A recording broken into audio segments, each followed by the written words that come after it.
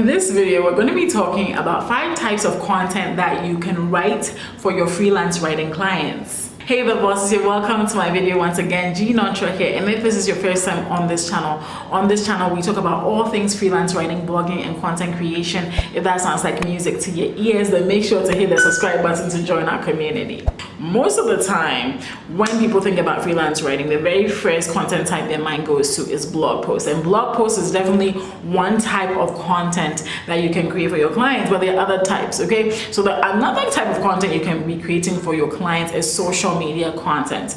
Yes, social media content. There are a lot of your clients that are out there that want to have a social media presence, but to be honest, right, writing those captions for Instagram or Facebook or LinkedIn takes work, and they need to outsource that to somebody. So that is something that you can write. If you're really good with, social media captions, you can make that into a whole business, write captions and get paid for it. Email newsletters are another type of content that you can create for your clients as a freelance writer. Once again, they want to write those newsletters, right? They have an email list. I have a client that has an email list of almost 10,000, maybe 5 to 10,000 people, and they were not writing the newsletters as often as they should.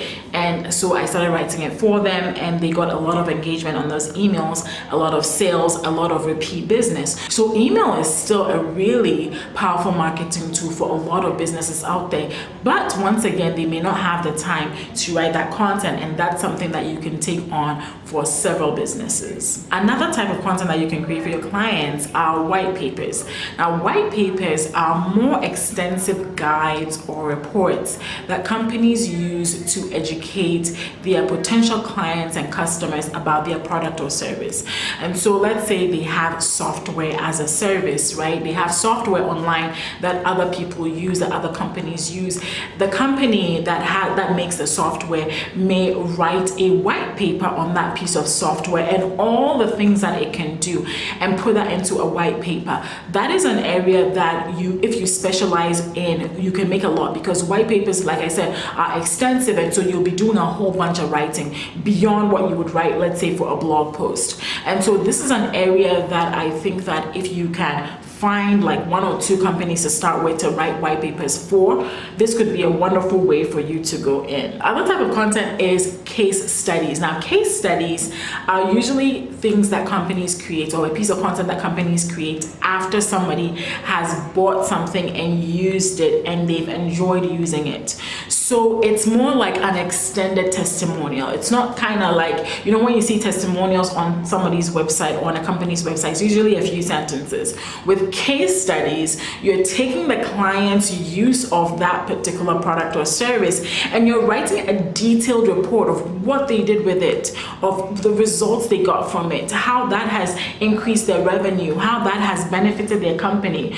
So you're writing an extensive report. So it's almost like an opposite of the white paper, where a white paper is almost convincing people to buy, and a case study is after people have bought and the results they've gotten from that. A case study that you can write so that other people that may be thinking about buying can read that case study and make a decision as well.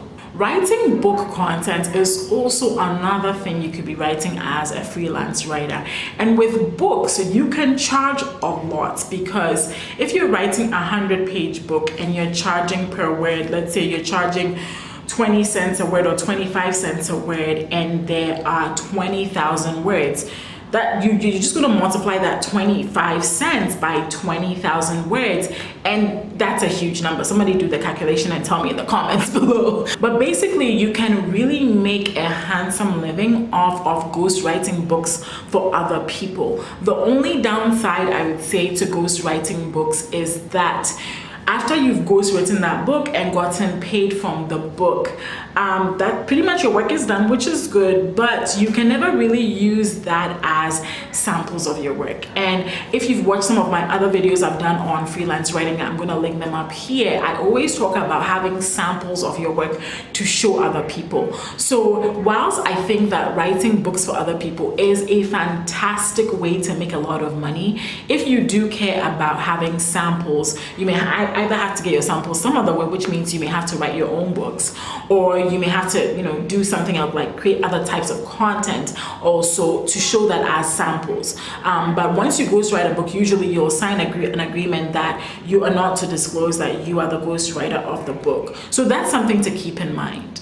And when it comes to all these types of content, you don't have to just be a specialist in one. If you're a specialist in one, good for you. But you can mix and match all of these. You can be that person that writes blog posts and social media content and newsletters and books for a particular industry. Anything that needs written, you're good to write it. So don't think that you have to pigeonhole yourself into just one type of content.